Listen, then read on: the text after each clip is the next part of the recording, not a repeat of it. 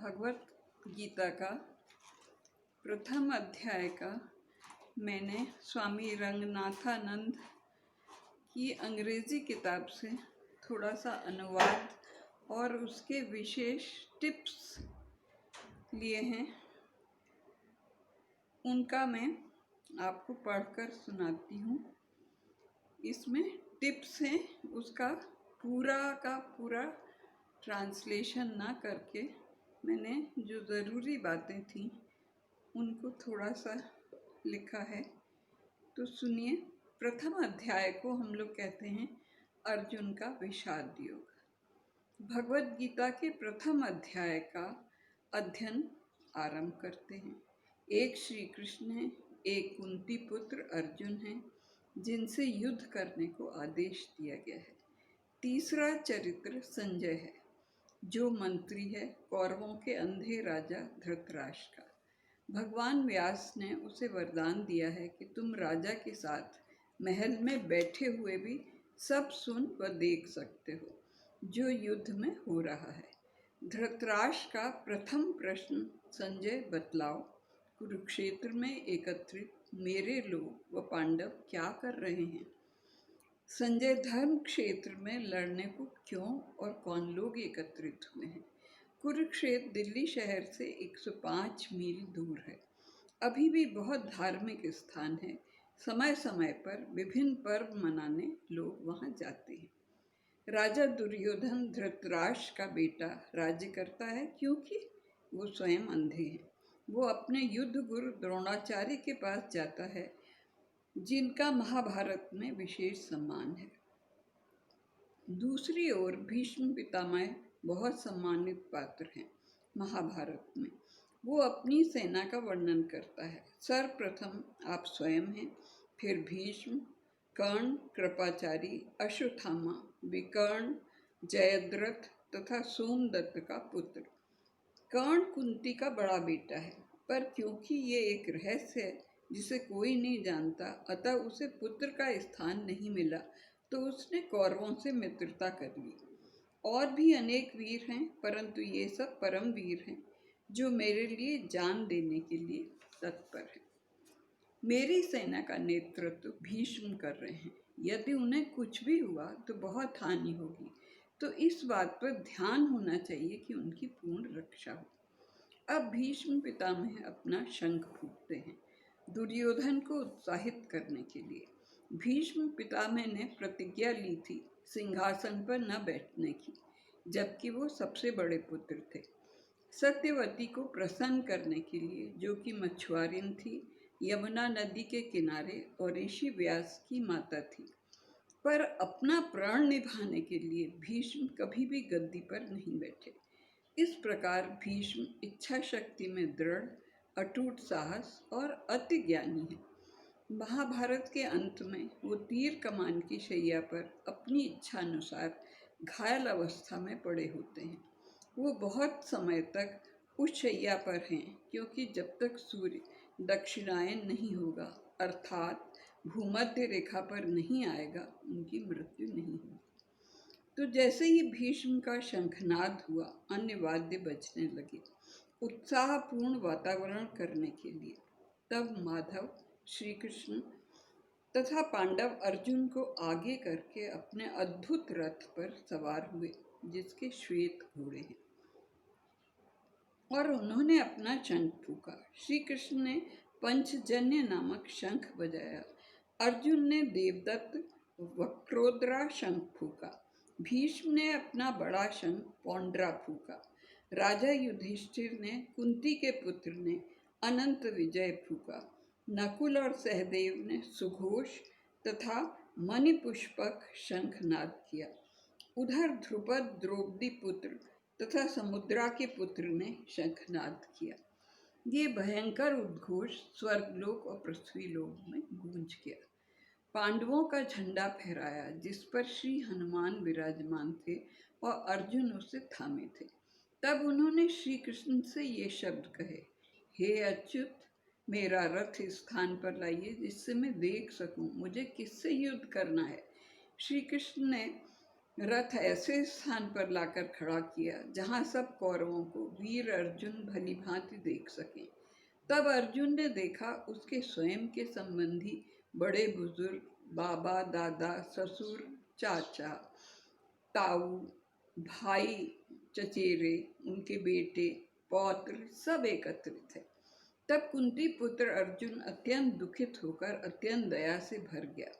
ऐसे अनेक उदाहरण मिलते हैं कि गृह युद्ध, सिविल वॉर में अपनों से ही युद्ध होता है। अब बहुत दयनीय स्थिति उत्पन्न होती है। अर्जुन अति विषाद में फंस जाता है। इस अध्याय को अर्जुन का विषाद योग कहते हैं।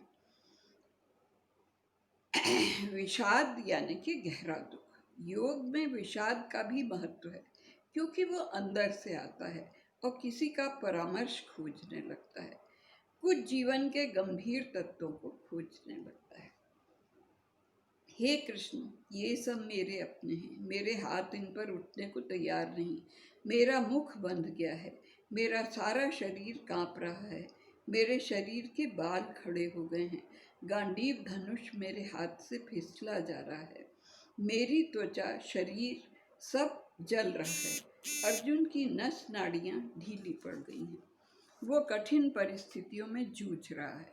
हे केशव, मेरा मन चक्कर काट रहा है और मुझे अशुभ लक्षण प्रकट हो रहे हैं। जब आप भय से भर जाते हैं, रास्ता सूझता नहीं, उसका सुंदर चित्रण गीता में किया है। मुझे कुछ भी भलाई इस युद्ध में नहीं दिखलाई पड़ रही। अपनों को मारकर न मुझे राज्य, न विजय, न प्रसन्नता कुछ भी नहीं मिलेगा। हे गोविंद, हमें जीवन में कौन श्रेष्ठता प्राप्त होगी? किस इच्छा हेतु वो राज्य, प्रसन्नता व सुख हमें प्राप्त होगा जो हमारे सामने युद्ध में वो सामने खड़े हैं जिन्हें बहुत यश, ख्याति व समृद्धि मिली है? वो कौन है? हमारे शिक्षक, चाचा, ताऊ, बेटे, बाबा, दादा, मामा, ससुर, पोते, साले सभी सामने हमारे रिश्ते नातेदार हैं।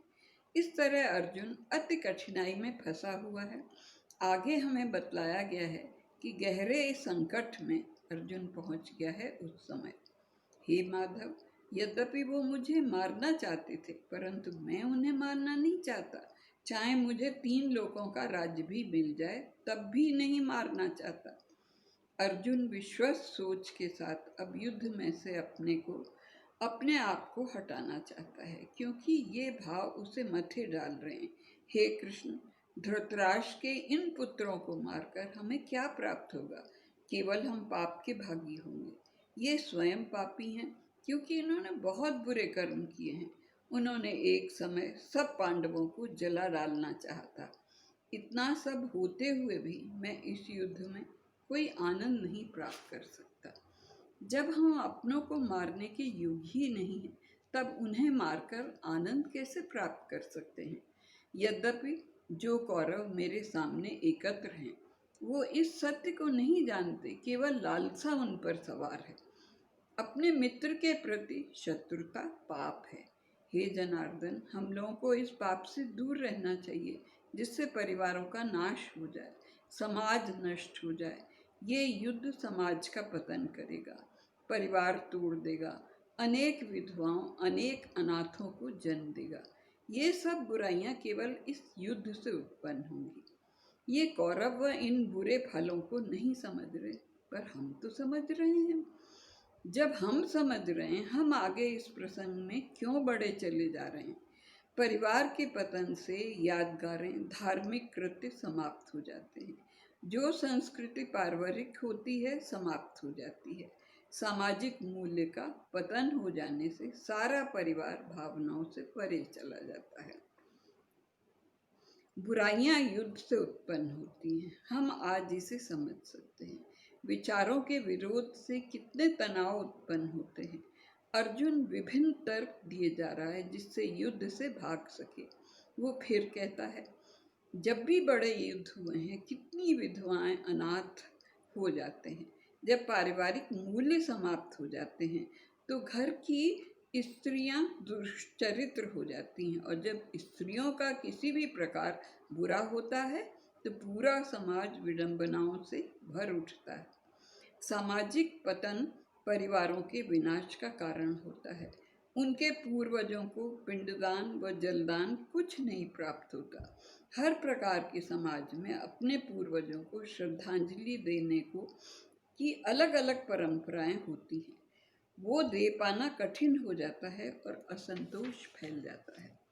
हम सुन चुके हैं कि जिन परिवारों में स्त्री पुरुष अपने पूर्वजों में धार्मिक कृत्य नहीं करते, वो नरक में ही वास करते रहते हैं। हम एक राज्य पाने की लालसा में एक घनघोर पाप के भागी होने जा रहे हैं। यदि धृतराष्ट्र के पुत्र यदि शस्त्र लेकर मुझे मारने चले आ रहे हैं, मैं निहत्था युद्ध करूं, यही मुझे अधिक अच्छा लग रहा है।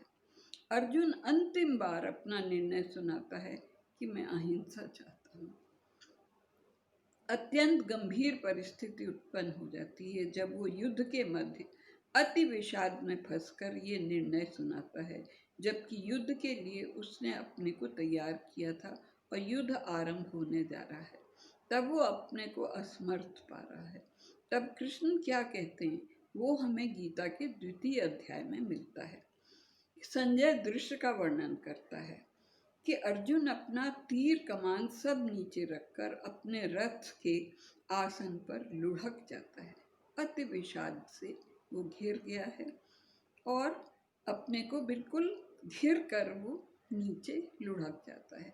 बहुत लोग प्रश्न उठाते हैं कि अहिंसा का पथ अपनाने से अर्जुन बहुत श्रेष्ठ हो जाता है, परंतु श्री कृष्ण उसे कैसे समझाते हैं कि हर परिस्थिति में अहिंसा आपका गुण नहीं बन जाती। कृष्ण केवल अर्जुन से प्रश्न करते हैं, इस समय तुम्हें इस कठिन परिस्थिति में विरोध कहाँ से उत्पन्न हो गया। अर्जुन का मानसिक संतुलन बिगड़ जाता है। उसका बदन कांप रहा है, मस्तिष्क चक्कर खा रहा है। ये सब क्या हो रहा है। सच्ची श्रेष्ठता, श्रेष्ठ शक्ति निर्भयता पर टिकी होनी चाहिए।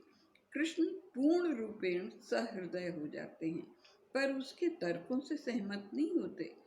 इस प्रकार प्रथम अध्याय समाप्त होता है और हम लोग जय श्री कृष्णा कह के आगे फिर 2य अध्याय आपको सुनाएंगे।